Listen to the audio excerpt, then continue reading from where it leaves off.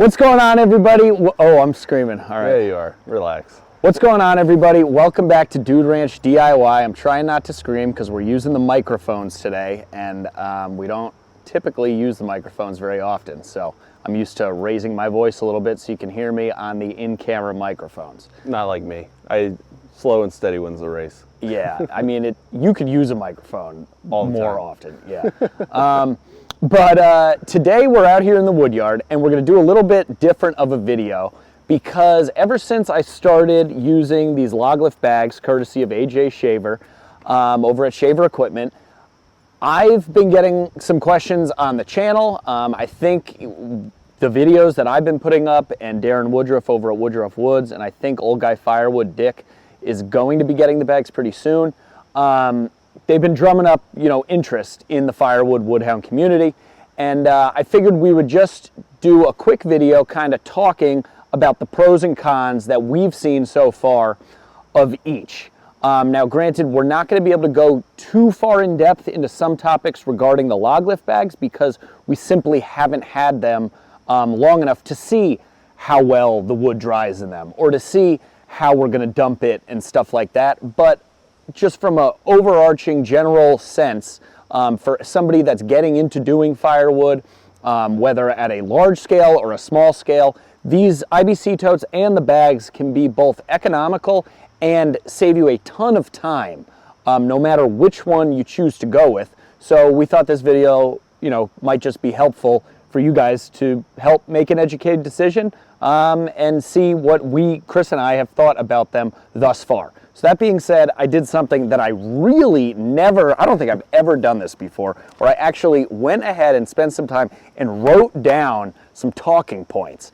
What you guys see on this channel, believe it or not, is always done generally in one take, unless we really swear a lot or really mess up something bad. So and it's nearly always just off the cuff. Yeah, off the cuff. We have no idea what we're doing. We're literally just filming what we're doing that day in the wood yard, which we generally come up with around 2 o'clock in the afternoon before we're done, punching out at work. So that being said, some thought went into this video, but not too much, because we want to keep it fun. So the first one we're going to talk about is IBC totes. If you guys have been watching my channel for a while, you know that we've been using the IBC totes the entire time. As a matter of fact, the first video that I made was on how to take an IBC tote and process it to use for firewood. That being said, let's go over some pros and cons. A lot of you guys know that I get these totes for free, which is a huge pro. I think I only paid for like my first 4 or 5 and they were damaged and stuff. After then, we saw how useful they would be for firewood, and I thought it was worth my time to try and explore some different avenues, options of getting them for free. That being said, a lot of people that I know don't get them for free. You did some quick searching on Facebook Marketplace this afternoon. What'd you find? Yeah, to me that's one of the biggest cons for this style of transport. Storage, yeah. On Facebook Marketplace, you can find these for cheap as $25, $35, but they do get up there to the $100, $125 price range, especially if you're trying to buy them new, if you want the bladders in them, if you don't want the bladders food grade. Yeah. Yeah, there's a ton of different options that you can get out there. For our purposes, we don't need the bladder, we don't need it food grade, we just need something that's going to hold the firewood. Right. And measure it for us, sort it, stack it, you know how it goes around here. So if we were to have to buy all of our totes, we have well over 100 totes, even at the cheapest that you can find them on Facebook Marketplace, we're looking at what, $3,500 in totes? Yeah, I mean, it would be thousands of dollars in totes. At this point, we have well over 100, probably pushing about 150 totes at various places, at customers, at different people's houses, here, in use, not in use. So even if you were to put it at $25 a tote, I'm not going to do the math right now, but I'll put it up on the screen. That's a lot of money. So the fact that you can get them for free from places that grind mulch, not places that sell mulch, places that grind mulch, get the dye in them. That's a good avenue to start, if you're looking for them for free. Any places that get materials, liquids specifically, in bulk, mechanic shops, machine shops, commercial kitchens. Those don't give away all of our secrets. Well, no, I know, but those are the types of places that you're looking for these things. Go drive around the backs of buildings. Like, I honestly have done all of those things and more to try and find IBC totes. So free versus, cost, that's kind of a pro and a con, depending on if you can get them for free or if you have to pay for them. The next thing that I came up with was that these are obviously made out of durable galvanized metal. I believe it's galvanized metal. It's definitely not stainless steel or aluminum. I think they're just galvanized metal. And they're pretty durable, compared to a log lift bag. This is metal that's, mesh fabric, albeit, those can obviously hold a lot of weight. This is metal, that's fabric. So ripping versus bending, I guess, is one way, you could deal with that. Like Jake said, our first totes came to us damaged, and we had the ability to fix them enough to the point where we were able to use them. Right, and they still work, even if they're bent a little bit, dinged up. I have some where it's like missing bars on the bottom or on the sides, and they still work. Just as I've seen videos where AJ Shaver uses a log lift bag with a little rip in them. I don't think either is totally out of commission the second it gets any damage done to it, but something to consider. And we'll also touch on damage a little bit more when we talk about, unloading each type of storage solution. The next big thing, firewood, after you cut it and split it, you're gonna store it to season it, so you need airflow. From looking at these two, the IBC tote looks to have a lot more airflow. Step to the side and just show them the mesh. However, the log lift bags have not only mesh here where you can literally like stick your finger through it. If you come up close, maybe I'll zoom in on the camera. And then the whole side is this mosquito netting mesh where you can totally see through. And I think, while it might not provide as much airflow as an IBC tote, would you agree? I would say probably not as much, simply because of how open the squares are. Where these squares are much thinner, there is a lot more fabric, like condensing that open airspace, but they do still both have the airflow. Like this is not suffocating the wood when you're trying to get it dry. Exactly. And there are some other brands where they don't have these mesh sides. They just have, it looks like a, sand, like bulk bag where there's just like half moons cut in it. And I don't think that those are providing anywhere near as much airflow as these log lift bags. But airflow is definitely something to consider. Also, the fact that these have these big openings, when you're filling them loosely off a conveyor, wood can fall through. So that's another thing to consider as well. Now touching on the dumping, we talked about it, very briefly, but dumping. I have come up with a way to dump these where I just flip them over. You guys have seen it on the videos. Chris has seen it. Have you ever done it? I've never done it. I don't think you've ever done it. I don't think I have the coordination for that. That's advanced tractor. That's like tractor operator tier, maybe like 12. Yeah. I don't know. Yeah. I'm still at like tier 4. But these I have found are very easy to dump. They're even easier to dump if you have a pallet fork rotator. I know I should get a pallet fork rotator. They're super expensive and they're not really designed for compact tractors. They're really designed for like full-on forklifts or skid steers, just because of the sheer weight of those rotating pallet forks themselves. I'm afraid I wouldn't have enough lift capacity on the tractor to do both. Have my cake and eat it too. Don't think we're not looking though. We are looking. If anybody out there has any recommendations for a compact tractor set of rotating pallet forks, let me know. These, easy to dump. These, one of the things we can't really touch on so far is personal experience as far as how easy or not easy it is to dump them, but from looking at videos on Shaver's website, it really doesn't look all that hard. Granted, he is a telehandler and larger equipment, so I'm curious to see on a personal level here at Dude Ranch DIY how easy these log lift bags are going to be to dump with a compact tractor. And I know a lot of my viewers have compact tractors, so that is definitely something that I'm really interested to see, because compact tractors, one, don't have the lift that like a telehandler or a skid steer does, and they don't have the lift capacity. So as you get higher and higher, you're losing that lift capacity the higher you go. That's why I tend to dump these things by flipping them down on the bottom of my dumpster can and then lifting them up from the bottom, because that's where the tractor has all that power.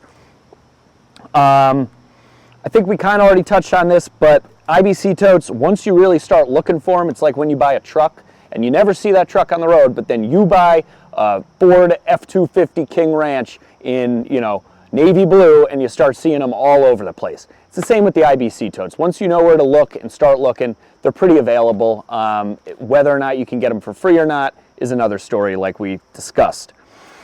Another really big thing with the IBC totes versus the log lift bag, and just step to the side here, you guys can see this is a large tote, and that's a log lift bag. The log lift bags are designed to hold 1/3 of a cord loosely thrown in, but whether it's by hand or off a conveyor, they are the right dimension to hold 1/3 of a cord. They're pretty darn close just standing here. You know, the log lift bag, they're both sitting on a pallet, so they're roughly the same height. Right now, just looking, the log lift bag looks to be a little bit taller than this, but granted, this is all kind of stacked up at the top, whereas the log lift bag isn't. So these totes definitely hold 1/3 of a cord when they're stacked in, right? Yes. We've done that test. The log lift bag, I haven't dumped it out, and I'm not really looking to because other people have done it. They hold 1/3 of a cord. But you know, coming loosely off the conveyor, saving a step of having to stack into the tote like we used to, saves us a lot of time, but you're not quite sure if you're getting a full 1/3 of a cord. We're pretty darn close, especially because we heap it up at the top. I'm comfortable saying it's 1/3 of a cord, but you're not always positive, because as you can see, firewood isn't uniform. Like, there's a big air pocket here, you know, so that is space that is lost, whereas these log lift bags compensate for it because they are a little bit taller. You also have to take into consideration the size of the tote that you're using. These are 375? These are the 330-gallon totes, and then the 275 are just one rung shorter. But you can see, if this tote were to end here, just how much wood you would really be losing if it didn't, you know, if you were using a smaller tote. So I like to say now that the small totes, loosely filled off the conveyor, are 1/4 of a cord, like 1/4 of a cord. In other words, it would take 4 of them to equal a cord, and these large totes are 1/3 of a cord, or a face cord, or it takes 3 of them to make 1 full cord. Transport. If you guys are looking to move firewood around, once they're in either of these, you know, storage methods, I think, again, this is not from personal experience with the log lift bags, but I think an IBC tote is going to be a hell of a lot easier to strap down than a log lift bag, just because it has this rigid cage. You can put a strap anywhere around it, through the pallet, whatever, because this pallet on the bottom is attached to the cage. Whereas with a log lift bag, yes, it's sitting on a pallet, but that pallet isn't attached to the bag. You can throw a strap over the top, you know, crisscross. I'm sure it would be fine, but that's just something I pointed out. If you're looking to move firewood to a customer or fill a firewood stand somewhere, you know, off-site away from your wood yard, something to consider. Speaking of the firewood stand, in the past, we have cut out the front faces of the cages. Yes. Make it easy for us to stack in, and now with the firewood stand, we take those open face cages and it's easy to get the wood out of the bottom. Right. Now that we don't cut the cages anymore, it's a lot harder for us to get the wood out of these full IBC tote cages, whereas the log lift bags, we can roll this down no matter how full this is. Right. You know, we can lower as you this unload level. it, it's going to become looser, and you can, you know, fold it down over itself or roll it in on itself. And then you have access without having to jump in upside down and get stuck and have your neighbor come and bail you out. Right, exactly. And I'm glad you brought that up, because that was on my list here. Just didn't get to it yet, so that's good. Another thing, winter storage. Both totes, or both storage options, you can obviously throw a tarp over and, you know, call it a day to keep the rainwater off, keep the snow, ice off, and stuff like that. We talked about the bladders that come in these, you know, IBC totes for the most part when you're getting them. And in the beginning, we were cutting them, and each bladder would provide us with 2 tops, which easily fit right on the top here. You might be able to see it off in the corner. If not, you've seen it in all my other 400 something videos. They make great tops. They keep the snow and ice off. They keep the wood dry for the most part and out of the elements. The log lift bags, while I'm sure we could probably use the IBC tote lids, they don't, you know, come with them, so to speak. Some of these bags, not the log lift ones, but some other brands of these Firewood bags do have like a drawstring lid at the top that I've seen. Whether or not that, you know, decreases airflow, I'm sure it does, but in the wintertime it might be nice to be able to pull a drawstring and know that your wood's going to be, you know, dry. When you go to deliver it to a customer, you don't want snow and ice on the firewood that you're, you know, they're going to be bringing into their house. So that's just another little point. Something that Chris came up with is that these IBC, you know, cages, totes, whatever you want to call them, both the bladders and the cages are insanely versatile. Yeah, very versatile. You can use them for a lot of different things. Even just in our circumstances, you've seen it on the channel. Yes, we do almost all of our firewood stacking in these, but Jake also has one up where he keeps the tractor. When he's doing his yard work, he'll go around with the chipper attached, drop it and chip into that, so he's not constantly dragging things to the woods and then chipping them into the woods. Right. He has the ability to now chip into a big barrel and move it with the tractor. Yeah, I can have the chipper on the back, the pallet forks on the front, because obviously with the chipper on the back of the tractor, I lose the ability to tow a trailer. I could put one on the pallet forks and drive, you know, around with a trailer on the front pallet forks, but that's kind of a pain. So, you know, by having a tote to chip into or put my grass clippings or leaves or whatever into, super easy. You've seen us use them as a man lift when we were building the shelter over here. You know, it might not be OSHA approved, but to go up about 5-6 feet, it gives you a nice stable platform with a cage around you that you can kind of hold on to and work if you have to go up off the ground a little bit.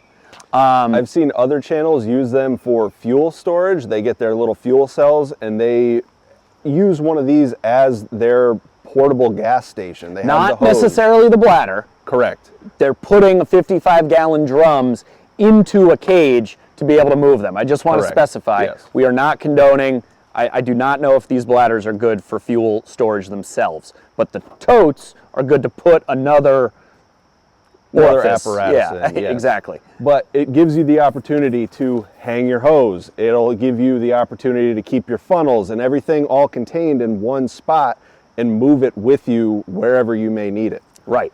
When we used to cut out the front faces and take the bars off, I mean, I literally have a whole IBC tote full of the crossbars, the corner plastic pieces, and the front cutout cages. I've used those front cutout cages we both used them for our firewood stands to act as shelves. I just very recently saw Adam over at Hometown Acres use them instead of rebar to reinforce the concrete steps that he was pouring. I use one as a fire poker. I mean, these things, I think you guys get the point. They're super versatile, very useful, both the cages and the bladders themselves, which is why I give the bladders away to people and they come and use them for all sorts of different uses. Another con for these is that they take up a lot of space when not in use. Grab the camera, Chris, and just show them what we got over here for our unused totes right now. I mean, there's probably about 20 totes over there, but they're taking up quite a bit of space. And they are, you know, some of them are they're all basically stacked 2 high, a couple 3 high. And you know, that's a lot of space when we could otherwise be using it for something else. Which brings me to my next point of the amount of space that these log lift bags take up. When the log lift bag isn't in use, you can simply fold it up, roll it up, whatever. You could probably store 100 of these bags in one single bag itself. The IBC totes, you can see, you could stack them on top of each other till the cows come home. If you have a super tall forklift, you know, be my guest. But I think you get the point. The log lift bags are a lot more compact and easy to store when not in use. So that's something to think about. So I think that we've kind of covered the IBC totes and the log lift bags at the same time. The one thing we haven't touched yet on the log lift bag is when you go to use this, you need to hang it somewhere. If you don't purchase the log lift bag the bag rack. The bag rack. AJ calls it. It kind of ties up your machine where you could be using that machine to load logs on a live deck, to bring them to your cutting table. Right. It's a lot nicer when you have the log lift bag rack. Which can easily be bought or made. I mean, some people acknowledge that it's a little bit pricey. I think they're $11.50 for the rack. I mean, if you're handy with a welder, you could easily make one of those things on your own.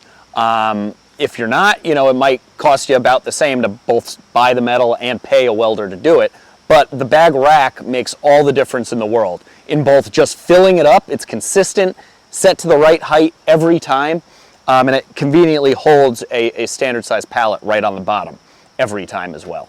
Another thing that we didn't touch on, we kind of touched on, is the dumping. These log lift bags do have there's one here and one here, 2 loops on the bottom to aid in the dumping. You kind of like tip the bag over and then you could stick your forks through and kind of pick them up from those 2 bottom loops, and the whole bag will kind of dump out. So it's not like you're just dumping the bag and then trying to scoop it up with your forks and poking a hole through the bag or anything like that. They are designed to be picked up from those bottom 2 loops.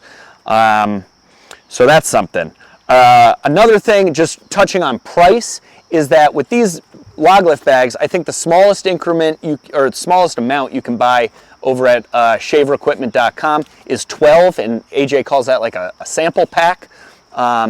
And that's going to be the most expensive price per bag if you're buying that small of an amount. And I think he says each increment that you go up, I think you can buy 12, like 16 cords worth, which I don't know. I'm not going to do the math. It goes up. There was like a 12, 50, 100. Yeah, and then like a whole pallet. Increments. And I think he says that at each increment you go up, you're basically saving 50 cents per bag. So like most things, the more you buy, the cheaper they're going to be. I think the cheapest price, if you buy a whole pallet of these, that you could buy these bags for, I think they come in at around like $14 per bag. And I think if you were to just buy 12, I'll have to do the math or go online and double check. But I think these bags, if you were to just buy the 12, would come in around $19 per bag. Which, if you remember the research that Chris did, he said the cheapest he was finding them was $35, maybe $25, if they were maybe like a little damaged or hard to access or something like that. So keep in mind, these bags are seemingly, unless you're getting the totes for free, these bags are going to be cheaper than most IBC totes that you'll be able to find just out, trying to source them on your own, unless you're getting the totes for free. In our situation, one thing that we do have to find in order for us to utilize these bags, simply because we have a smaller compact tractor, is we have to find pallets to go under these things. Right. Because we can lift the loader up and we can use these straps to move it around, but we're not going to get the height we need to get it in the dump trailer, to get it on the dumpster.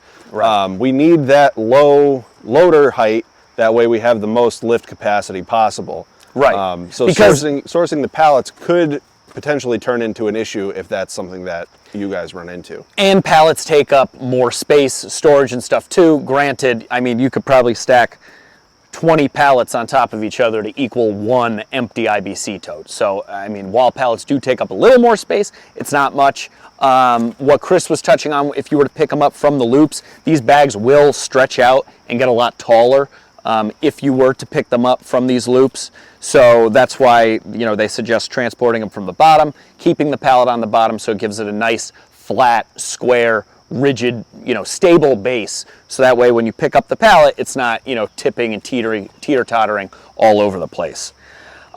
Something that I'm curious about is the long-term durability of these. AJ has said on multiple videos that he has gotten up to like 4 full seasons out of these bags, in which he would dump them about 4 times per year.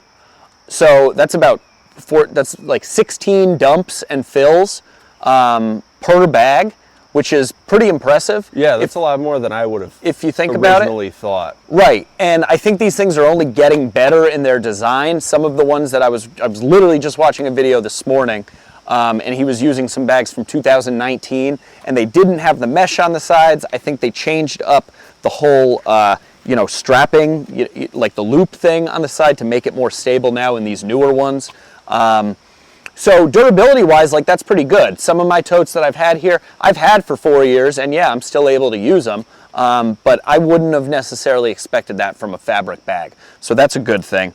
The other thing is, as you can see here, we are in the shade. I'm looking at sun around us, but we're in southwestern Connecticut. We have a lot of trees. This was all woods, if you guys remember back when Sarah and I first bought this property. So we're not too akin to UV damage, but if you guys are out in the Midwest or just in a big field or a parking lot or something doing your wood, UV damage is definitely something to consider. Metal, I don't think you're going to have much damage from the sun's rays, but fabric and stuff like this, I do know that sun's rays can degrade it over time. I'm sure they have some sort of fabric that they're using that is resistant to UV rays, but as you guys all know, you leave a tarp out on a wood pile for 2 or 3 years and you go back and it's very brittle and just kind of crumbles and falls apart. Oh, one other thing, the color, as you can see, these bags are bright white on one side and black on the other. These totes, they're from up close, yeah, you can see the metal, but from far it just kind of looks like a big pile of wood. Personally, you guys know I'm a little OCD about how we keep the wood yard and everything. I like the look of this a lot better because it doesn't draw as much attention. It looks more natural. If you're in a more commercial setting, you might not care about that at all. If you're in your backyard, you might say, hey, whatever's easiest, for me, I don't really give a damn about the color. But something to consider, if you have neighbors or, something like that, you're on a main road, you don't want to draw attention to yourself. The bright white is going to stand out, whereas the IBC tote itself, kind of just fades away and it just looks like a pile of wood. So I think that is basically it. If you guys, do you have anything else to add? I don't think so, no. I don't know if you're in the camera right now. Am I? I don't know. I'm hoping you have been in the camera. I think I had Oh, you widened it out? Yeah, okay, I think good. so, just a little bit. Yeah, that would be weird if I was just standing here talking to a voice. I mean, that's what you do. It is what I do, yeah. No, anything else? I think we went into pretty good depth on most of the talking points for these things. If any of you guys have any other questions or would like a really in-depth conversation about a log lift bag, yeah, about anything, certain we would be able to go into that. Right. I mean, I'd be trying happy not to bore you right now. Yeah, we're trying to get through this quick. We could talk about this, all day. Chris and I already have talked about it all day, which is how we came up with this list.